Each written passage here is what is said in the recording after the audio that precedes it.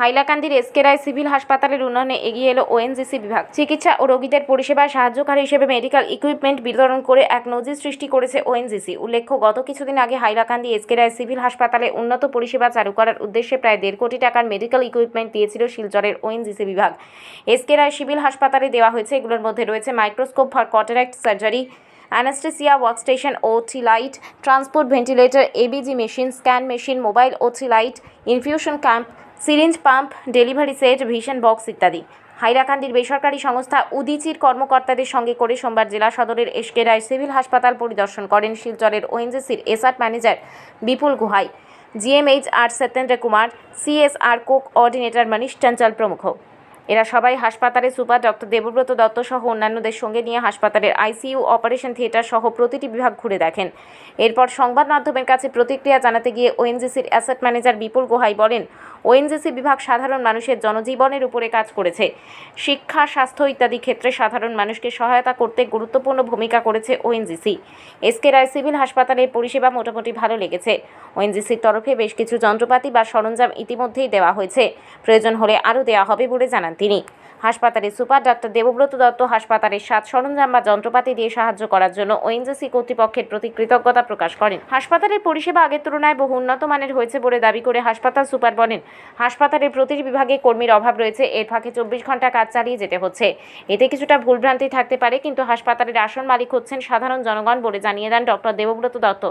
আরও বলেন, জেলা সদরের একমাত্র হাসপাতালের উন্নত পরিষেবা এবং সুন্দর করে রাখতে জেলাবাসী সকলের প্রতি আবেদন জানিয়েছেন তিনি।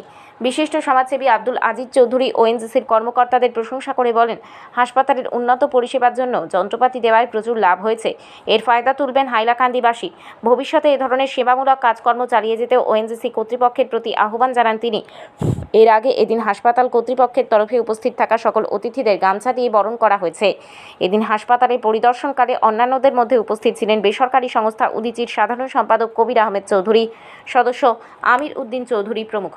আজি হাইলাকান্দি সিভিল হস্পিটেলত ওএনজিচিৰ তৰফৰ পৰা প্ৰায় 11টা উন্নত মানৰ সা সম্পত্তি ইয়াত দিয়া হৈছে যন্ত্ৰপাতি, যে gynaecology department, eye department and ICU, blood checking, এইকেইটা বস্তু ইয়াত দিয়া হৈছে। আমি ওএনজিচিৰ পিনৰ পৰা 3খন ডিষ্ট্ৰিক্টতে আমি দিছোঁ।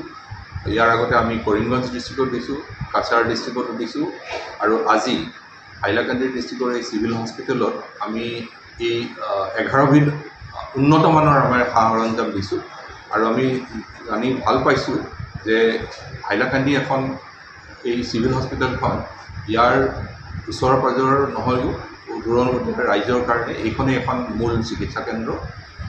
তাৰোপৰিও হাইলাকান্দি জিলাখন হ'ল প্ৰধানমন্ত্ৰীৰ এখন এছপিৰেশ্যন ডিষ্ট্ৰিক্টৰ ভিতৰত পৰে, গতিকে তাৰ দায়বদ্ধতাৰ ওপৰত খেয়াল ৰাখি আমি স্বাস্থ্যজনিত বিভিন্ন কাম কাজ হাতত লৈছোঁ ওএনজিচিৰ তৰফৰ পৰা।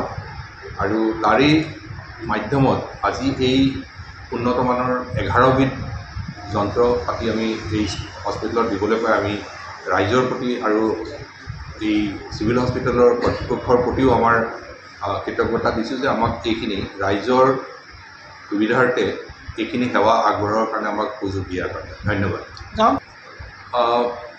দাম 11 প্ৰায় 1.5 কোটি টকা, প্ৰায় 1.5 কোটি টকাৰ বয় বস্তু আজি দিয়া হৈছে। 1.5 কোটি। মই যি গম পালোঁ, ডক্টৰ দত্তই যিখিনি ক'লে যে ইয়াত যথেষ্টখিনি ৰোগী আছে। হস্পিটেলৰ কিছু অংশৰ তেওঁলোকে কৈছিলে কিছুমান হস্পিটেলৰ ৱাৰ্ডত তেওঁলোকৰ এয়াৰ কণ্ডিশ্যনৰ অভাৱ আছিলে, আৰু ওএনজিচিৰ পিনৰ পৰা এই সা সামগ্ৰীৰ উপৰি আমি 5টা এয়াৰ কণ্ডিশ্যনাৰো দিয়াৰ কাৰণে তেওঁলোকৰ বহুত সুবিধা হৈছে। আৰু ইয়াৰ কেতিয়াবা বিদ্যুতৰ নাটনিৰ কাৰণে কেতিয়াবা অ'টিবিলাকতো কামত ব্যাঘাত হয় বুলি কৈছে। তেখেতৰ এটা পৰামৰ্শ যে সৌৰশক্তিৰ দ্বাৰা চালিত কিছুমান বৈদ্যুতিক যন্ত্ৰপাতিৰ যদি ইয়াত আহিলা যোগাৰ কৰা হয়, আগন্তুক সময়ত সেইটো সুবিধা হ'ব।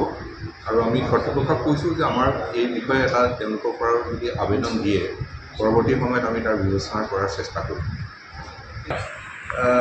মই সৰ্বপ্ৰথমত আমাৰ ওএনজিচি টিম মানে নমস্কাৰ জনাইছোঁ, কিয়নো তেওঁলোকে আমাক ভালেখিনি যন্ত্ৰপাতি আৰু AC এয়াৰ কণ্ডিশ্যনাৰ এইবিলাক দি আমাৰ হস্পিটেলত সহায় কৰিছে আৰু আমাৰ হস্পিটেলৰ এই তাৰে যদি হস্পিটেলত আমি উপকৃত হৈছোঁ বহুখিনি উপকৃত